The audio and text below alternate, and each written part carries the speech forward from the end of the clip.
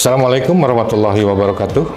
Perkenalkan, saya Yudi Sutisna, SPDMM, selaku Kepala SMP Krida Utama Padalarang. SMP Krida Utama Padalarang secara geografis terletak di Jalan Gedong 5, Komplek Gedong 10, Kabupaten Bandung Barat. Sekolah SMP Krida Utama ini berada di naungan Yayasan Kesejahteraan Karyawan Perusahaan Negara PT Kertas Padalarang atau yang saat ini adalah PT Peruri. Kebetulan kami memiliki 1.157 murid serta 50 guru. Ini sudah barang tentu melibatkan berbagai komponen dari manajemen, seperti adanya komponen kurikulum, fasilitas, komponen siswa maupun guru yang tentunya saling terkait. Nah, di sanalah memerlukan tatanan administrasi yang tentunya harus baik. Penggunaan teknologi dengan kondisi saat ini sangat mungkin dibutuhkan untuk kelangsungan lingkungan belajar yang lebih baik.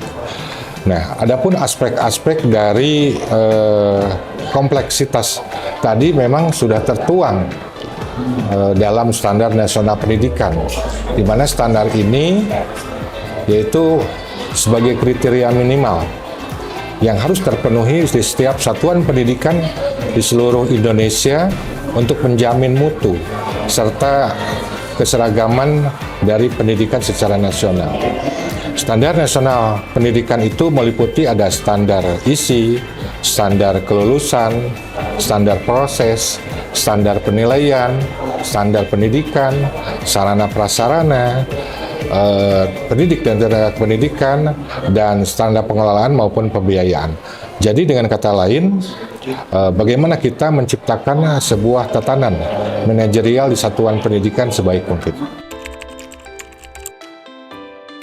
Guru mengalami perubahan yang signifikan dalam menyelaraskan tugas dan profesinya, di mana mereka didorong untuk terlibat dengan teknologi, di mana fungsinya ini atau manfaatnya ini mendorong bagi mereka adanya efisiensi, adanya kolaborasi, adanya inovasi bagi mereka.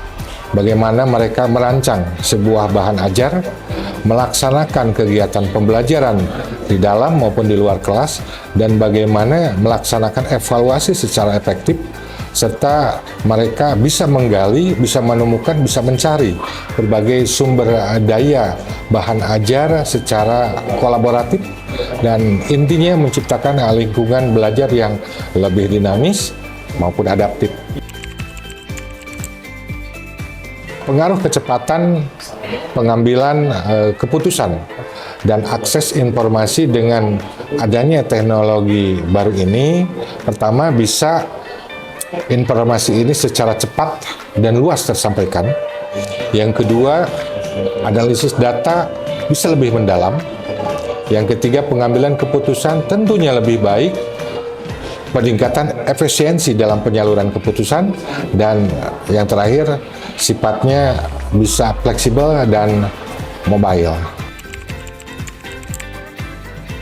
Ketika tahun 2020, ketika masa pandemi COVID-19 berlangsung, pelayanan pendidikan mau tidak mau itu harus terlayani sebaik mungkin dan semaksimal mungkin.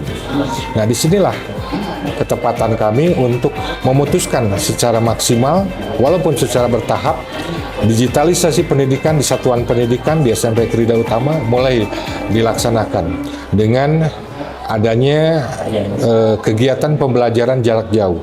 Dengan tuntutan kami harus memaksimalkan digitalisasi yang kami miliki dan berusaha bagaimana kami bisa berkomunikasi terhadap putra-putri yang ada di sekolah ini, yang ada di rumah, maupun kita berkomunikasi dengan orang tua. Jadi komunikasi jarak jauh bisa terlaksana, pembelajaran juga bisa tercapai sesuai sasaran yang tepat. Begitu.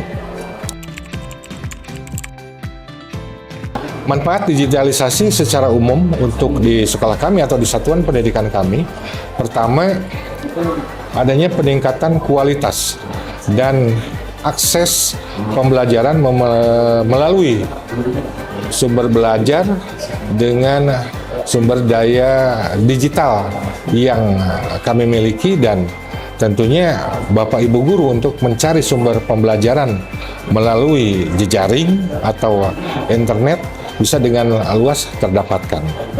Nah, efisiensi proses administrasi juga secara umum di sekolah kami tentu bisa terlaksanakan, misalkan dalam database warga sekolah, baik siswa, guru, maupun tenaga kependidikan.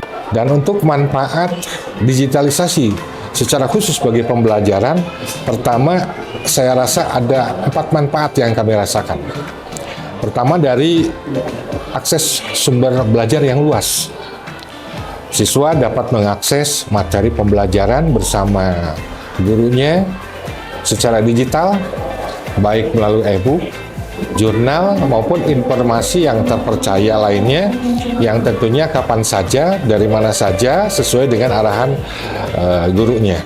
Terus yang kedua, manfaat untuk pembelajaran bisa meningkatkan mutu dan keterlibatan siswa dengan metode pembelajaran interaktif antara guru dengan siswa melalui visual maupun audio visual yang menarik, tentunya dapat membuat siswa lebih tertarik dan lebih antusias dalam mengikuti kegiatan pembelajaran.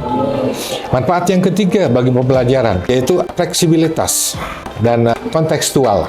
Ya, kontekstual, siswa dapat belajar di dalam kelas, siswa dapat belajar di luar kelas dengan materi yang lebih luas tentunya. Tidak berfokus pada materi yang ada atau yang disajikan guru di papan tulis. Bisa alam sekitar maupun menggunakan internet yang ada. Dan yang terakhir, manfaat untuk pembelajaran ya tentunya pengembangan keterampilan bagi guru, bagi siswa itu sendiri secara digital. Siswa dapat memperoleh keterampilan, memperoleh pengetahuan, ya tentunya yang baru, ya, yang relevan dengan perkembangan teknologi digital saat ini. Salah satunya Indibis, produk dari PT Telkom. Ini sangat membantu ekosistem pendidikan secara digital, khususnya di sekolah kami. Salah satunya melalui layanan pijar, ya, yang merupakan bentuk kontribusi dari PT Telkom untuk mendukung digitalisasi di sektor pendidikan. Pijar Sekolah juga menawarkan solusi bagaimana manajemen tata sekolah yang dapat memudahkan aktivitas baik para guru, tenaga kependidikan, maupun siswa dalam proses kegiatan pendidikan di sekolah gitu. Nah, salah satu contohnya bagi guru mungkin siswa, pertama dengan penyelenggaraan tes formatif. Nah, tes formatif ini kan memantau kemajuan belajar siswa selama proses pembelajaran dan memberikan bagaimana umpan balik kepada siswa serta guru. Nah, dengan adanya tes formatif berbentuk kuis, tugas-tugas individu atau kelompok maupun diskusi di kelas dengan menggunakan platform pijar dari PT Telkom ini. Terus yang kedua contohnya untuk tes sumatif. Nah, di sisi lain tes sumatif ini dilakukan kan di akhir periode pembelajaran. Bagaimana hal ini untuk mengukur pencapaian akhir dari siswa, ketercapaiannya. Nah, seperti ada asesmen harian, asesmen tengah semester, asesmen akhir semester, maupun asesmen akhir jenjang atau kenaikan jenjang, kami menggunakan aplikasi tersebut. Dan yang terakhir, digitalisasi kehadiran atau absen guru, siswa, maupun tenaga kependidikan. Indibis Sekolah sangat membantu dari penyelenggaraan pendidikan, khususnya di SMP Krida Utama Padalarang, Kabupaten Bandung Barat.